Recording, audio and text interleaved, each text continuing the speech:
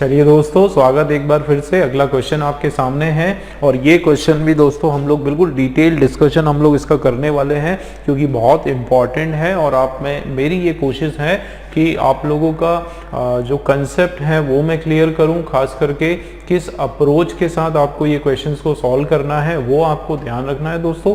ठीक है, चलिए शुरू करते हैं।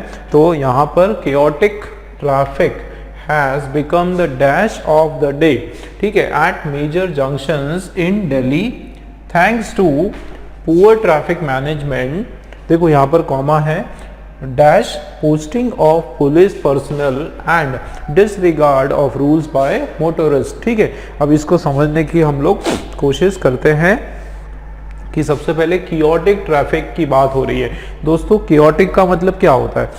एक्सक्यूज मी, chaotic का मतलब होता है डिसअरेंज्ड। क्या होता है? डिसअरेंज्ड,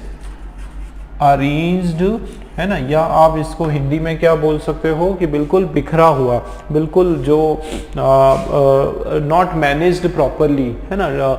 एक तरह से जो अच्छे से chaotic ट्रैफिक मतलब जो बहुत ही डिस्टर्ब्ड, ठीक है, क्या होगा? डिस्टर्ब्ड होगा या फिर बिल्कुल बिखरा हुआ,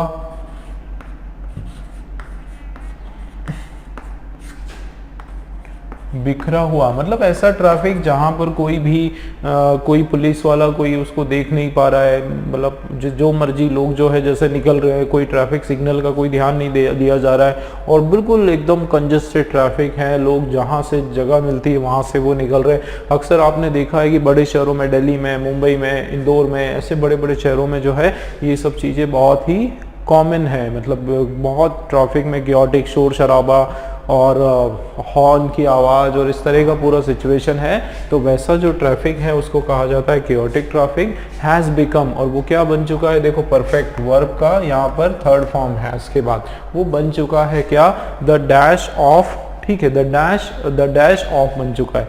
अब दोस्तों ये जो अरेंजमेंट है क्या? The dash of. याद रखो, कभी भी इस तरह का कोई अरेंजमेंट होता है जिसमें आपका पहले द है, उसके बाद डैश है और उसके बाद जो है ऑफ है। मैंने आपको बताया था दोस्तों यहाँ पर केवल एक ही वर्ड आना है और वो है आपका क्या?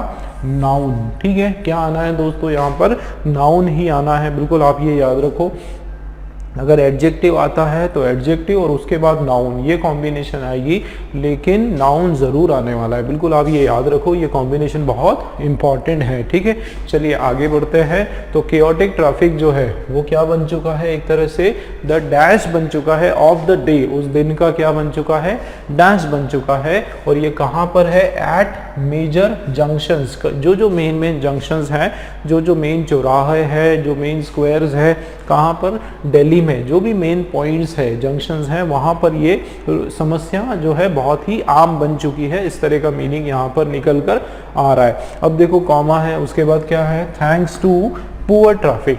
देखो दोस्तों ये ना आपका एक फ्रेज है, थैंक्स टू पुअर ट्रैफिक। इसका मतलब है कि भला हो इस बेकार से ट्रैफिक मैनेजमेंट का। तो इसमें कोई वो भला नहीं दे रहा, ये एक तरह से क्या है, आप क्या सटायर बोल सकते हो इसको, है ना, या फिर एक तरह से क्रिटिक बोल सकते हो, क्रिटिसाइज करने का तरीका बोल सकते हो, है ना। ये फ्रेज है आपका थैंक्स टू पुअर ट्रैफिक। इसका मतलब है कि ये जो पुअर ट्रैफिक मैनेजमेंट है, मतलब एक तो लोग भी नहीं मानते, लेकिन जो पुअर ट्रैफिक मैनेजमेंट है, जो ट्रैफिक पुलिस की तरफ से जो ठीक से मैनेज नहीं कर पाना जो है ट्रैफिक, देखो क्या क्या है। एक तो पुअर ट्रैफिक मैनेजमेंट, रीज़न दिए देखो, एक तो ये है आपका poor traffic management, number 1 reason.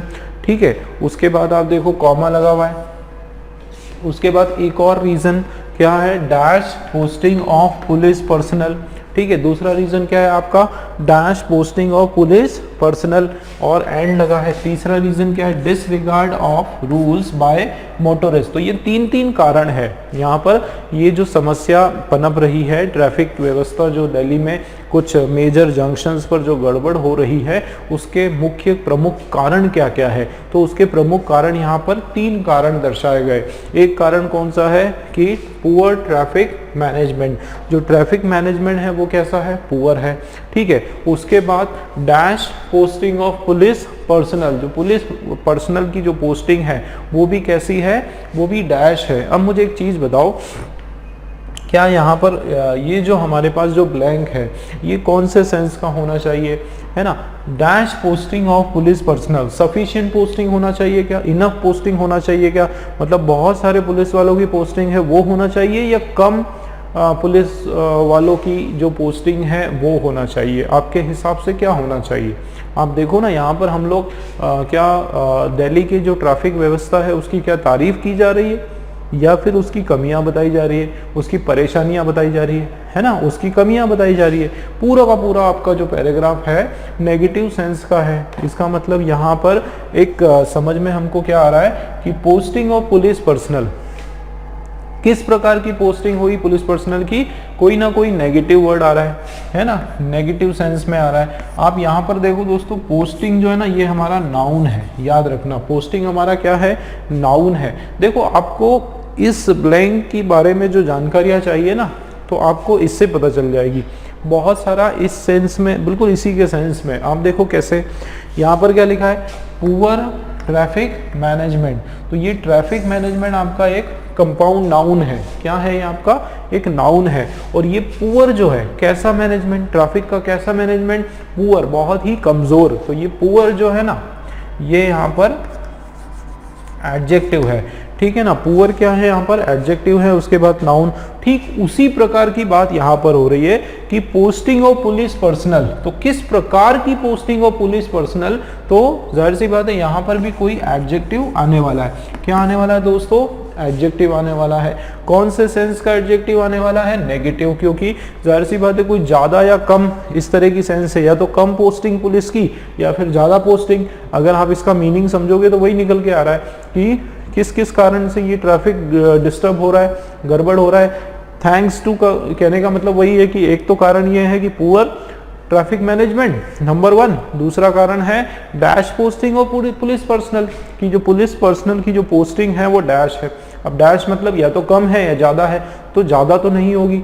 अगर ज़्यादा बहुत सारे पुलिस वाले अगर वहाँ पर पोस्टेड है तो ट्रैफिक गड़बड़ होगा क्यों, सुचारू रूप से चलेगा। मतलब ट्रैफिक पुलिस जो पर्सनल है उनकी जो कम पोस्टिंग है ना, तो कोई ना कोई नेगेटिव सेंस का यहाँ पर एडजेक्टिव आने वाला है। आगे देखते हैं, and disregard of rules by motorist. और उसके साथ साथ तीसरा जो कारण है वो क्या है कि डिसरिगार्ड मतलब नॉट फॉलोइंग, है ना, अनफॉलो या नॉट फॉलो। जो लोग बहुत सारे मोटरिस्ट जो गाड़ियाँ वगैरह चलाते हैं वो रूल्स को फॉलो ही नहीं करते, रूल्स को बिल्कुल मानते ही नहीं। ट्रैफिक का सिग्नल जो है रेड है उसके बावजूद जो है रुकते नहीं, तोड़ के चले जाते हैं, तो उन लोगों के कारण भी है। तो एक तो इनडिसिप्लिन जो लोग हैं जो गाड़ी चलाने वाले उनके कारण, एक कम पुलिस पर्सनल पोस्टेड है उनके कारण, और एक ट्रैफिक मैनेजमेंट का सिस्टम ही गड़बड़ है। कोई ट्रैफिक की लाइट समय पे चल नहीं रही है ना, लाइट्स बंद है, तो वो मैनेजमेंट, ये 3 रीजन है। उसके कारण क्या हो रहा है दोस्तों कि पूरा ट्रैफिक जो है वो कैओटिक हो चुका है, गड़बड़ हो चुका है। ठीक है, तो मीनिंग भी समझ में आया और हमको जो है ब्लैंक के बारे में भी काफी सारी जानकारियां हमने निकाली। अब देखो, अच्छा यहाँ बताओ कि कौन सा सेंस आने वाला है इस वाले में। नाउन तो हमको पता चल गया। देखो कैओटिक ट्रैफिक जो है वो क्या बन चुका है, has become the dash of the day. एक दिन का क्या बन चुका है, एक तरह से डैश, मतलब एक तरह से वो बन चुका है कि कोई डैश ऑफ द डे बन चुका है। यहाँ पे कोई सेंस नहीं आ रहा है पॉजिटिव नेगेटिव, है ना, आप इसको पॉजिटिव ही मान सकते हो। जब कोई भी सेंस नहीं आए मतलब एक नॉर्मल पॉजिटिव सेंस आ रहा है। बट इसके बारे में तो हमको 100% कंफर्म हो गया कि एडजेक्टिव आने वाला है, और कौन से सेंस का आने वाला है, नेगेटिव सेंस का। चलिए अब देखते हैं फर्स्ट क्या लिखा है, dynamics of the day has become the dynamics of the day. दोस्तों डायनामिक जो वर्ड है आपने सुना होगा, इसका मतलब होता है कि the way of peoples behaviour, है ना। तो ये एक तरह से way of peoples behaviour in particular situation.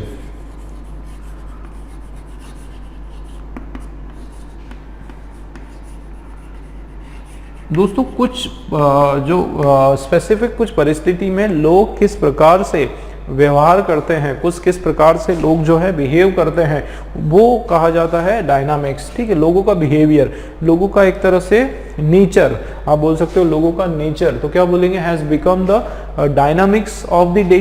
तो वो दिन का क्या बन चुका है, डायनामिक्स, एक तरह से नेचर बन चुका है, बिहेवियर बन चुका है। ठीक है, तो चलिए ये भी हमारा जो है एक पॉजिटिव सेंस में आ रहा है। आगे देखते हैं, डायबॉलिकल, ये जो वर्ड है आपके सामने डायबॉलिकल, डायबॉलिकल का जो है दोस्तों मतलब होता है वेरी बैड, इनह्यूमन। क्या मतलब होता है, सैबोटेज या इनह्यूमन या वेरी बैड, बहुत ही खराब, वेरी बैड। तो ये आपका जो है एक नेगेटिव सेंस का क्या है, डायबॉलिकल। ये दोस्तों आपका एक एडजेक्टिव है। क्या है ये आपका एडजेक्टिव है, अल आया। ठीक है, तो मतलब ये आपका जो है नाउन नहीं है, ये आपका क्या है, एडजेक्टिव है। तो इसका मतलब ये तो नहीं होने वाला है। ठीक है, ये क्यों नहीं होने वाला, क्योंकि ये हमारा क्या है, एडजेक्टिव है ना। तो लेकिन इसका मीनिंग क्या निकल के आ रहा है कि बहुत ही खराब, has become the diabolical of the day. तो ऐसा तो हम बोलेंगे नहीं, हमको ये एडजेक्टिव नहीं चाहिए। चलिए ये क्या है, ऑर्डर। तो यहाँ पर आप देखो क्योटिक ट्रैफिक जो है has become the order of the day, वो दिन का क्या बन चुका है, ऑर्डर। ऑर्डर का मतलब है कि यहाँ पर ऑर्डर का मतलब है कि चलन। क्या मतलब है, एक तरह से ये रोज का काम बन चुका है, रोज का एक ऑर्डर बन चुका है। एक तरह से ये आप बोल सकते हो चलन बन चुका है, हैबिट बोल सकते हो, क्या बन चुका है, ये हैबिट बन चुका है। ठीक है, या एक तरह से ये क्या बन चुका है, रूटीन बन चुका है, ये रोज का काम है। मतलब ये इस तरह से जो क्योटिक ट्रैफिक है वो एक तरह से क्या बन चुका है, ऑर्डर बन चुका है, हैबिट बन चुका है, रूटीन बन चुका है दिन का, कि ऐसा अक्सर होता है, ऐसा रोज होता है, रोज नियमित होता है ऐसा। ठीक है, तो ये रेगुलरिटी बोल सकते हो इसको। तो ये आपका जो है नाउन है और सेंस भी इसका जो है पॉजिटिव आ रहा है ना। एक्सेस, दोस्तों एक्सेस का मतलब होता है पहुंच। ठीक है, एक्सेस का क्या मतलब होता है, पहुंच या रीच। ठीक है, रीच ऑफ द डे, तो ये तो हमारा नहीं लग रहा है यहाँ पे। ठीक है, अटेंशन ऑफ द डे क्या बन चुका है, ध्यान बन चुका है, दिन का अटेंशन। तो अटेंशन ऑफ द डे, क्या ये मीनिंग में आ रहा है आपका, has become the attention of the day, ध्यान। ठीक है, ध्यान बन चुका है पूरे दिन का। तो ये आपका मीनिंग में नहीं आ रहा है, नाउन है हालांकि ये भी, तो ये आपका मीनिंगफुल नहीं हो रहा है। चलिए एसेस और ऑर्डर हमारे पास और डायनामिक्स, ये तीन ऑप्शंस हमारे पास है। देखते हैं बी वाले ऑप्शन में हमको चाहिए दोस्तों नेगेटिव सेंस का चाहिए, एडजेक्टिव चाहिए। देखो यहाँ पर क्या लिखा है, frequent posting of police personal. दोस्तों एक चीज देखो, फ्रीक्वेंट मतलब लगातार, फ्रीक्वेंट का क्या मतलब है, लगातार, या फिर आप बोल सकते हो सुचारू, या फिर आप बोल सकते हो पर्याप्त। ठीक है, तो ये तो हमारा पॉजिटिव सेंस में हो गया। मतलब अगर एक चीज बताओ कि अगर फ्रीक्वेंट, बार बार एकदम लगातार जो है पुलिस पर्सनल की पोस्टिंग वहां पर होती आ रही है, तो क्या ट्रैफिक की समस्या गड़बड़ होगी, नहीं होगी। फिर तो इन्होंने इस तरह की बात करनी नहीं थी। इसका मतलब ये वाला वर्ड आपका नहीं आएगा, पॉजिटिव सेंस का वर्ड है ना, तो ये नहीं आने वाला है। तो हमारा जो है डायनामिक्स, ये ए वाला भी जो है हमने दोस्तों कैंसिल कर दिया। तो अभी तक आप देखो कि तीन ऑप्शंस हमारे जो है ए, बी और डी वाले कैंसिल हो गए। ठीक, आगे देखते हैं often, often posting of police. Often का मतलब भी यही होता है, बार बार। ठीक है, क्या होता है ऑफन का मतलब, बार बार। ठीक है, या फिर लगातार बोल सकते हो, कई बार पोस्टिंग हुई, ये भी आपका जो है एक पॉजिटिव सेंस दे रहा है। ठीक है, जो पॉजिटिव सेंस दे रहा है तो ये हमने वैसे ही कैंसिल कर दिया, ये नहीं होगा। यहां पर क्या, इनएडिक्वेट, इनएडिक्वेट मतलब इनसफिशिएंट,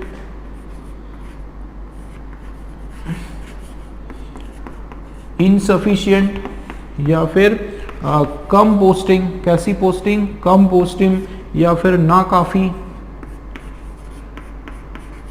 है ना, जितनी पोस्टिंग की जो जरूरत थी उतनी पोस्टिंग वहां पर नहीं की गई, इनएडिक्वेट जो है, कम क्वांटिटी में की गई। ये आपका जो है एडजेक्टिव है और कौन से सेंस का है, नेगेटिव सेंस का। तो ये हमारा आ सकता है, ठीक है ना, ये आ सकता है। अनकंट्रोलेबल पोस्टिंग, आप बताओ, असीमित, अनकंट्रोलेबल मतलब ऐसी पोस्टिंग, पुलिस पोस्टिंग की अनकंट्रोलेबल जो खुद कंट्रोल में नहीं है, मतलब इतने सारे लोग, इतने सारे पुलिस वाले वहां पे पोस्ट कर दिए कि पूरा उनका भी अपना एक उथल पुथल मच गई, कंफ्यूजन हो गई, उनको खुद को ही समझ में नहीं आ रहा है कि हम कहाँ अपने आप को पोस्ट करें। इतने सारे लोग, इतने सारे अनकंट्रोल्ड पुलिस वाले, मतलब ट्रैफिक पुलिस करना तो दूर की बात है, पुलिस वाले खुद ही पोस्टिंग हो रही, अनकंट्रोलेबल पोस्टिंग, मतलब बहुत ज्यादा। यहाँ पर अनकंट्रोलेबल का मतलब होता है too much posting of police personal, बहुत सारे पुलिस पर्सनल जो है वहां पर इकट्ठे कर दिए। तो यहाँ पे अनकंट्रोलेबल मतलब टू मच। तो ये भी आपका जो है आप देखो मीनिंगफुली नहीं लग रहा है, ठीक है, नहीं आ रहा है बिल्कुल भी यहाँ पर। और अनअसेलेबल, अनअसेलेबल जो वर्ड है दोस्तों, इसका मतलब है कि अनएबल टू क्वेश्चन। इसका क्या मतलब है, अनएबल टू क्वेश्चन,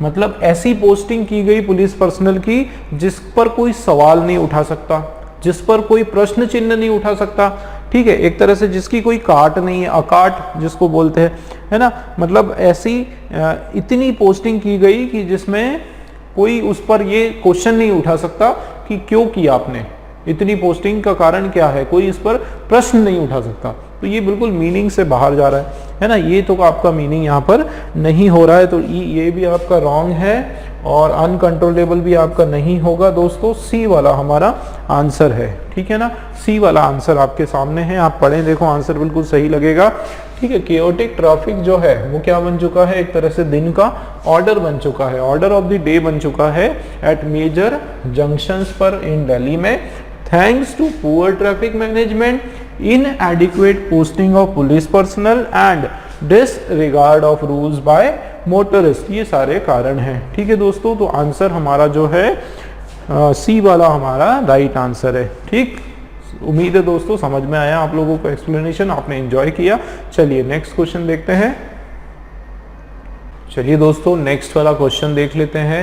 नेक्स्ट आपके सामने है दोस्तों क्वेश्चन, देखो 34 वाला, the minister was dash by the authorities for not paying the taxes, ठीक, छोटा सा आपका क्वेश्चन है।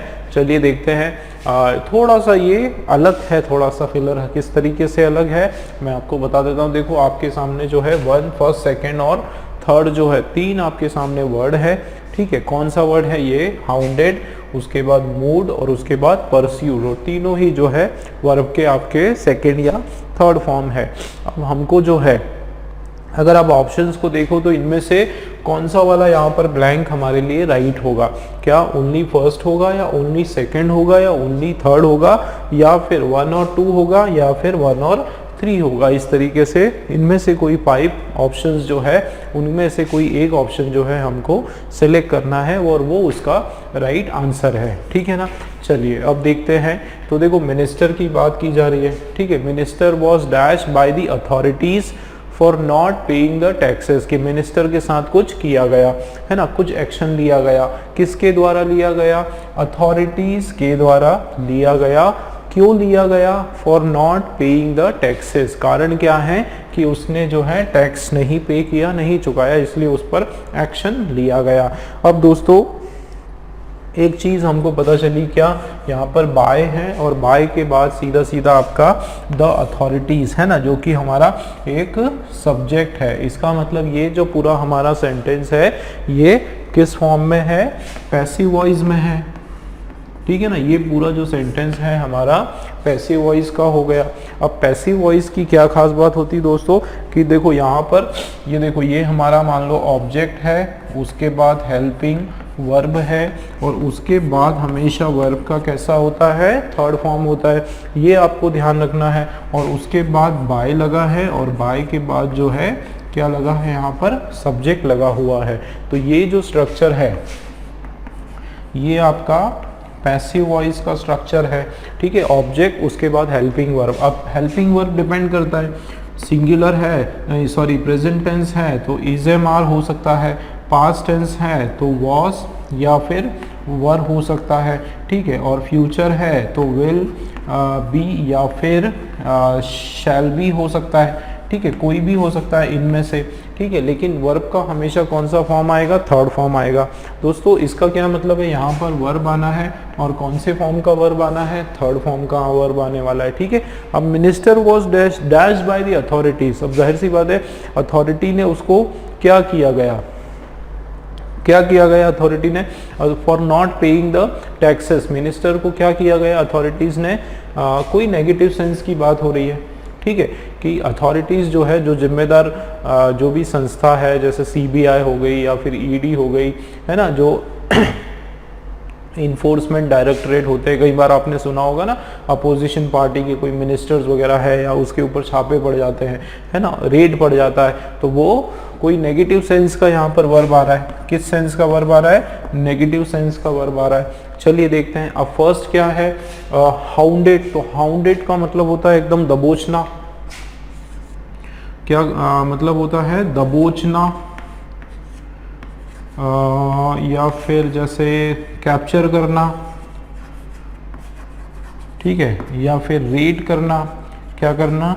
रेड करना, ठीक है, या एक तरह से उस पर लपकना, उसको क्या करना? गिरफ्तार करना, ठीक है, उसको अपने गिरफ्त में लेना। तो वो सेंस इसका निकल के आ रहा है, ठीक है। जैसे फॉलो करना, ठीक है, या फिर उसको कैप्टिवेट करना, ठीक है, कार्रवाई करना। तो ये सारा इसका मीनिंग हो गया। और ये हमारा किस सेंस का है? नेगेटिव सेंस का वर्ड है। तो ये हमारा हो सकता है, ठीक है ना। फर्स्ट वाला हमारा आंसर हो सकता है। सेकंड वाला क्या है? मूड। तो मूड के देखो अलग अलग मीनिंग होते हैं दोस्तों। मूड का मतलब एक तो जो है अपनी जगह से जो है शिफ्ट करना। क्या करना? एक जगह से दूसरी जगह जो है शिफ्ट करना, उसको भी मूड बोलते हैं। या फिर अगर मूड को हम लोग इस तरीके से भी लेते हैं, रिप्लेस करना, उसको क्या करना? अब रिप्लेस कर देना, किसी और को वहां पर बिठा देना, है ना, जैसे यहाँ से वहाँ उसको रिप्लेस कर देना, किसी दूसरे की जगह पे उसको जो है उसकी जगह पर किसी और को प्लेस कर देना, किसी और को बिठा देना। ये मीनिंग भी हो रहा है और ये भी हमारा जो है वर्ब का सेकेंड फॉर्म है, ठीक है। अब नेक्स्ट क्या है? परस्यूट। तो परस्यूट का मतलब होता है मनाना। क्या होता है? मनाना, या किसी काम के लिए राजी करना, ठीक है, राजी करना, या फिर अग्री करना, ठीक है, उसको pursued by the authority. Minister जो है was pursued by the authority for not paying the taxes. उसको क्या किया गया? परस्यूड किया गया। एक परस्यू का मीनिंग ये भी होता है दोस्तों, कि एक मीनिंग तो ये होता है, ठीक है, एक परस्यू का मीनिंग होता है फॉलो करना। क्या होता है? फॉलो करना या फिर पीछा करना, ठीक है, क्या होता है? फॉलो करना या फिर पीछा करना। तो एक परस्यू का मतलब होता है कि उसको परस्यू करना, राजी करना, मनाना, और एक परस्यू का मतलब होता है कि उसको फॉलो करना, उसका पीछा करना। तो यहाँ पर अगर इस मीनिंग से हम बात करें, ठीक है, ये फर्स्ट ये सेकंड, इस मीनिंग से अगर हम बात करें तो ये हमारा ये भी सही लग रहा है ना, कि मिनिस्टर जो है उसको क्या किया गया? Was pursued by the authority. Authority के द्वारा जो है वो मिनिस्टर का पीछा किया गया, ये भी सही हो सकता है। और ये भी हो सकता है मिनिस्टर वॉज हाउंडेड, एकदम कैप्चर किया गया, उसको दबोचा गया, है ना, उसको बिल्कुल उसका पीछा किया गया, कैप्चर किया गया, उस पर रेड किया गया। किसके द्वारा? अथॉरिटीज़ के द्वारा। तो ये भी जो है हमारा बिल्कुल सही जा रहा है, ठीक है ना। अब ये देखो मूड। अब मुझे एक चीज़ बताओ मीनिंग वाइज, कि क्या मिनिस्टर, अथॉरिटीज़ क्या मिनिस्टर को हटा सकती है ना। अथॉरिटीज के पास वो पावर तो नहीं होता है कि वो मिनिस्टर को हटा सके, उसको रिप्लेस कर सके या उसको कहीं और पर शिफ्ट कर सके।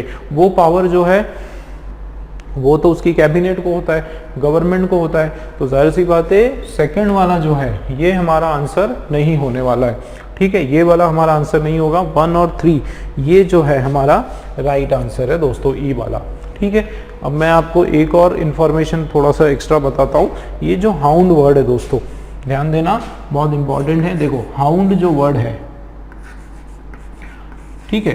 अब ये हाउंड के हम लोग दो मीनिंग होते हैं, ठीक है, दो तरीके से इसको हम समझ सकते हैं। देखो हाउंड अगर हमारा वर्ब है, ध्यान देना, हाउंड अगर हमारा क्या है, वर्ब है, तो इसका मीनिंग होता है कैप्चर। क्या मीनिंग होता है? कैप्चर या फॉलो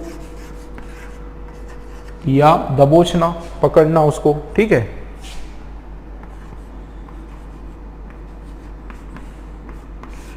पकड़ना या फिर दबोचना, ठीक है ना, ये मीनिंग हो रहा है। अगर हाउंड हमारा दोस्तों एक नाउन की तरह भी हम लोग हाउंड यूज करते हैं, ठीक है, हाउंड जो है नाउन की तरह भी यूज करते हैं और इसका मतलब होता है वाइल्ड डॉग्स। क्या मतलब होता है? वाइल्ड डॉग्स, जो जंगली कुत्ते होते हैं, ठीक है, जंगली कुत्ते जो होते हैं उनको वाइल्ड डॉग्स। दोस्तों याद रखना, जंगली कुत्तों के नाम को ही हम लोग हाउंड बोलते हैं।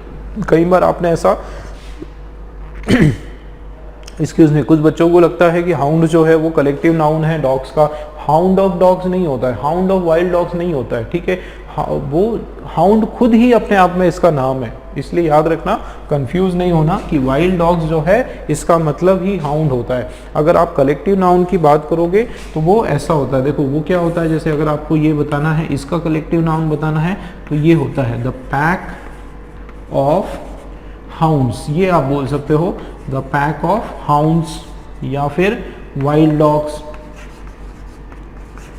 ठीक है, ये आप बोल सकते हो कि पैक ऑफ हाउंड्स या फिर वाइल्ड डॉग्स। और अगर छोटे जो कुत्ते के जो बच्चे होते हैं उसके लिए जो कलेक्टिव नाउन होता है वो होता है लिटर, ये हो जाएगा द लिटर ऑफ पपीज,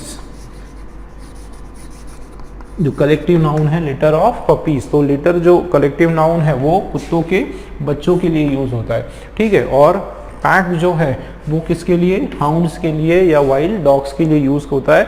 तो ये एक्स्ट्रा इन्फॉर्मेशन थी जो मैंने आप लोगों को बताई, ठीक है, कि हाउंड्स के दो मीनिंग होते हैं, वर्ब की तरह यूज होगा तो कुछ और मीनिंग हो जाएगा, झपकना, लपकना, चपटना एक तरह से, दबोचना, और नाउन की तरह यूज हो रहा है तो वाइल्ड डॉग्स होगा। तो यहाँ पर जो है दोनों सही है, अथॉरिटीज के हाथ में जो है उसको मूव करने का पावर नहीं है, ठीक है। पूरा सेंटेंस हमारा किस फॉर्म में है? पैसिव वॉइस में। क्लियर हुआ? ई वाला हमारा राइट आंसर है, ठीक है दोस्तों। चलिए नेक्स्ट क्वेश्चन देखते हैं। स्वागत दोस्तों एक बार फिर से आप सभी का। नेक्स्ट क्वेश्चन आपके सामने है, क्वेश्चन नंबर 35 हमारा जो है देख लेते हैं। Only a third in India are dash saving for their retirement while just 33% of working age respondents globally are dash anything aside for their later life। अब दोस्तों ये बड़ा मजेदार क्वेश्चन है, क्यों? क्योंकि इसमें एक बहुत ही बढ़िया एक वर्ड है, क्या? ये असाइड वाला वर्ड।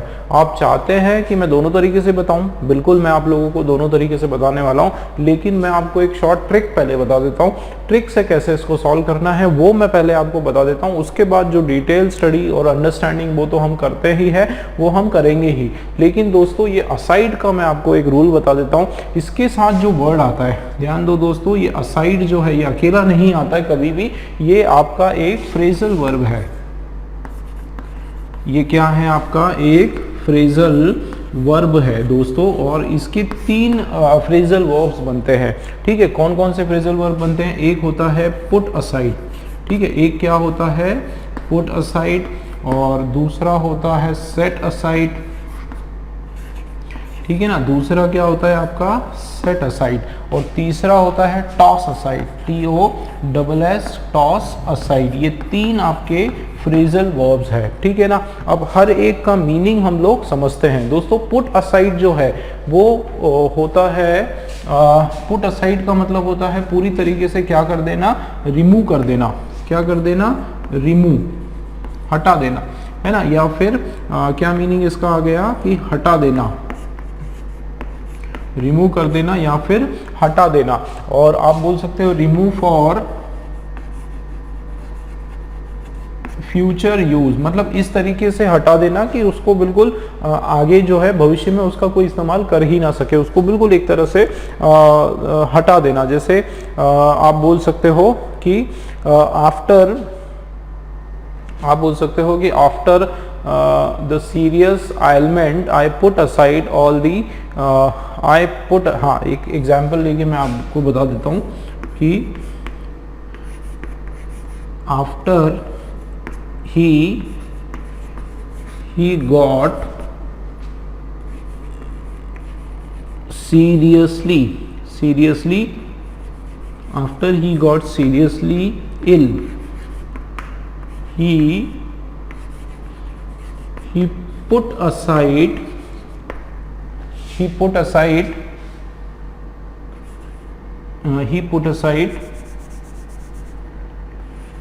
all oily food। ठीक है, ये हो सकता है।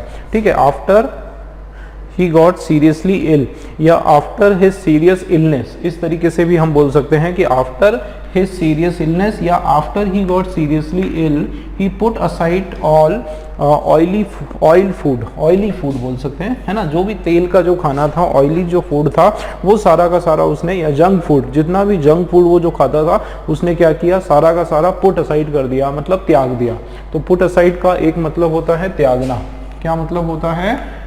त्यागना, किसी चीज को पूरी तरीके से त्याग देना, उसको हटा देना, ये मीनिंग होता है पुट असाइड का। ठीक है, अब दूसरा है सेट असाइड। तो सेट असाइड का मतलब होता है सिंपली अलग कर देना। सेट असाइड का सिंपली मतलब क्या हो जाता है कि अलग करना, मतलब बिल्कुल छाटना, एक तरह से आप बोल सकते हो छाटना। एक एग्जाम्पल मैं देकर समझाता हूं कि जैसे I set aside my English notes, जो इंग्लिश के जो मेरे नोट्स थे उसको मैंने सेट असाइड कर दिया, मतलब मैंने क्या कर दिया, उसको बिल्कुल अलग रख दिया। तो उसका फ्यूचर से कोई लेना देना नहीं है। सेट असाइड का सिंपली मतलब है उससे अलग थलग कर देना, उससे सेपरेट कर देना, उससे विभाजित कर देना। ये इसका मीनिंग निकल के आ रहा है किसका? सेट असाइड का। पुट असाइड का मतलब समझ में आया? पुट असाइड का मतलब होता है पूरी तरीके से त्यागना, छोड़ देना, कोई चीज को क्या कर देना, छोड़ देना। ये इसका मीनिंग निकल कर आ रहा है। ठीक है ना। अब आगे देखो यहाँ पर क्या लिखा है, टॉस असाइड। तो टॉस असाइड का दोस्तों मतलब होता है पूरी तरीके से कैंसिल कर देना, रिजेक्ट कर देना। क्या कर देना? कैंसिल या फिर रिजेक्ट। एक तरह से इसका मीनिंग होता है ठुकरा देना।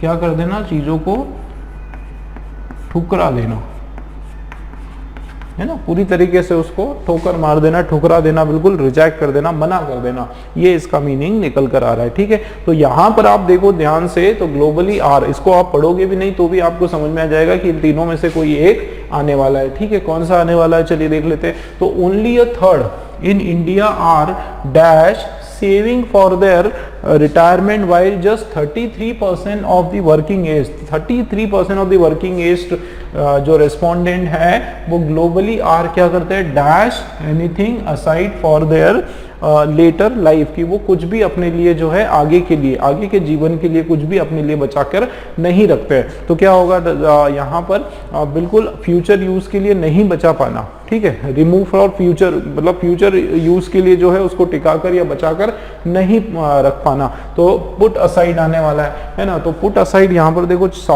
सारे ही आपके आईएनजी वाले हैं, है ना, केवल इसको छोड़कर। तो यहाँ पर पुटिंग असाइड ये आपका आंसर हो जाएगा। ठीक है, केवल एक ही हमारे पास पुट है, तो पुटिंग असाइड, और ये यहाँ पर इसका मतलब बी वाला आपका आंसर बिल्कुल दोस्तों सही होने वाला है। कौन सा सही होने वाला है? बी वाला बिल्कुल आपका सही होने वाला है। किसके कारण हमको पता चला?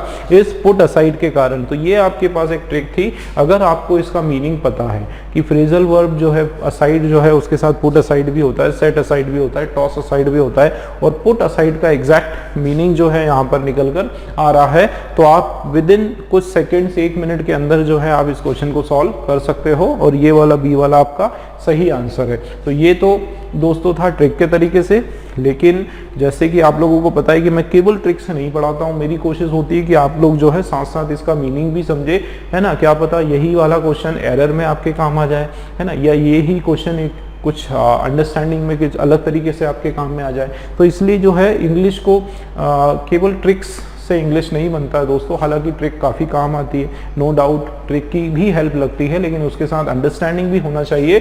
दोनों चीज़ों का जब समावेश होगा तो बहुत अच्छे से आप समझ पाओगे। चलिए अब हम लोग हमारा जो तरीका है उसी से करते हैं। देखो क्या लिखा है, only a third in India. क्या मीनिंग है इसका कि मात्र केवल थर्ड का मतलब होता है 1/3, 1/3। यहाँ पर क्या होता है 1/3, इसका थर्ड का मतलब है 1/3, ठीक है, 1/3, 1/3 की यहाँ पर बात हो रही है कि भारत में R डैश 1/3 किसकी बात हो रही है। देखो पढ़ने से समझ में आ रहा है कि 1/3 जो लोग हैं उनकी बात हो रही है। किसकी बात हो रही है, 1/3 जो लोग हैं वो क्या करते हैं, R dash saving for there, R dash saving for their retirement, वो अपने रिटायरमेंट के लिए क्या करते हैं, सेव करते हैं, बचा कर रखते हैं। अब दोस्तों सेविंग हमारा क्या है, वर्ब है, वर्ब के साथ आईएनजी है। अब इसके पहले जो वर्ड आएगा, ठीक है ना, इसके पहले जो वर्ड आने वाला है वो हमारा क्या आएगा, एडवर्ब आएगा, ठीक है, क्या आएगा, एडवर्ब आएगा, ठीक है ना, एडवर्ब आने वाला है।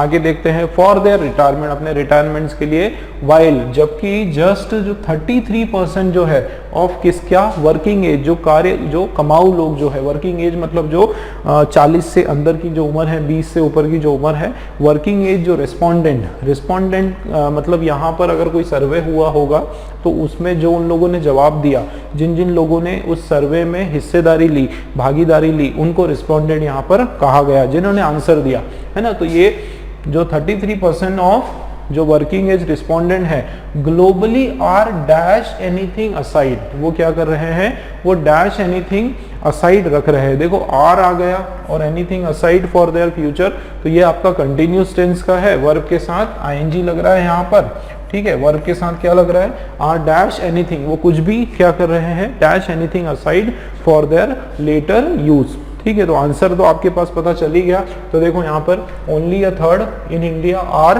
क्या होगा, रेगुलरली, लगातार, ये आपका क्या है, एक एडवर्ब है कि भाई लगातार वो क्या कर रहे हैं, इंडिया में 1/3% जो लोग हैं वो क्या कर रहे हैं, लगातार सेविंग कर रहे हैं, है ना, अपने रिटायरमेंट के लिए। और जो 33% जो है वर्किंग एज के जो रिस्पोंडेंट, वो लोग क्या कर रहे हैं, वो are putting anything aside for their, are globally are putting anything, मतलब केवल कुछ ही लोग, पुटिंग एनीथिंग असाइड मतलब केवल 33% जो वर्किंग लोग हैं वो कुछ चीज़ों को अपने फ्यूचर यूज़ के, लेटर लाइफ के यूज़ के लिए साइड में पुट कर रहे हैं या साइड में निकाल कर रख रहे हैं। इस तरह से यहाँ पर सेंस आ रहा है, ठीक है। हार्डली क्यों नहीं होगा, चलिए अब देखते हैं, आंसर तो आ गया, ए क्यों नहीं होगा ये बताओ।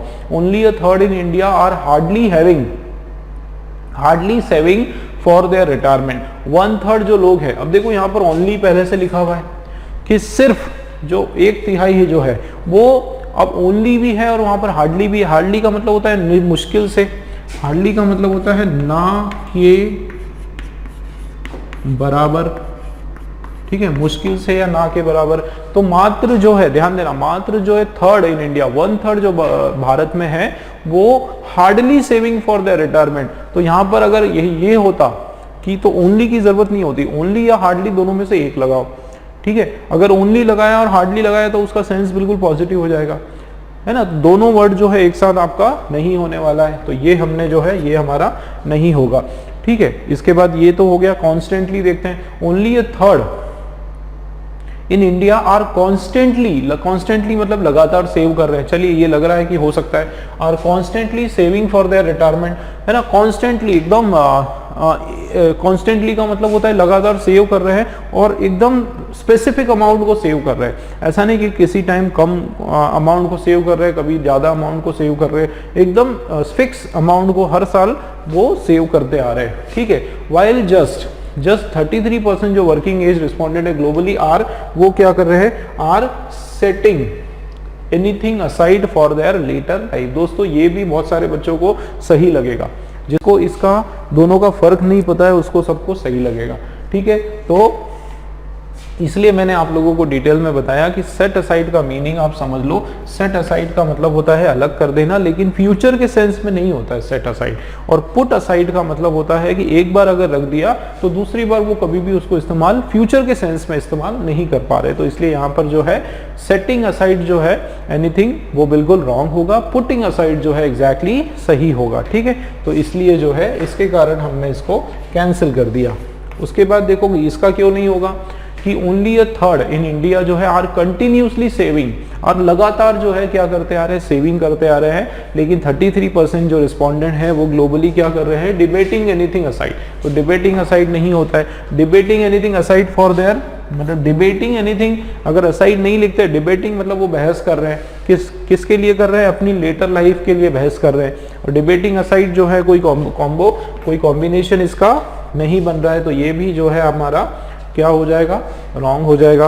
उसके अलावा डिलीजेंटली, ठीक है, डिलीजेंटली मतलब बहुत बिल्कुल इंटेंशनली, एक बोल एक्साइटिंगली आप बोल सकते हो,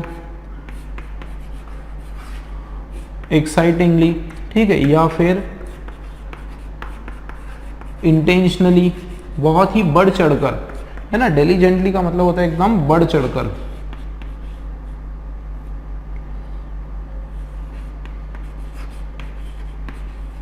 ठीक है, बढ़ चढ़कर एकदम आगे रहकर ये चीजें जो है क्या कर रहे हैं, लेकिन they are meticulously putting aside. Meticulously का मतलब होता है बिल्कुल ना के बराबर, है ना। मेटिकुलसली मतलब बिल्कुल अवॉइडिंगली, अवॉइड करते हुए, ना के बराबर जो है वो क्या कर रहे हैं, अपनी लेटर लाइफ के लिए पुट असाइड कर रहे हैं, चीजें अलग रख रहे हैं। ठीक है, तो ये तो मैंने आपको थोड़ा सा डिटेल में इसमें बता दिया, बट ये बहुत इंपॉर्टेंट चीज है, आप लोग याद रखें। पुट असाइड जो है हमारा बिल्कुल सही हो जाएगा। ठीक है दोस्तों, तो बी वाला हमारा एकदम राइट आंसर है। ठीक, चलिए नेक्स्ट क्वेश्चन देखते हैं।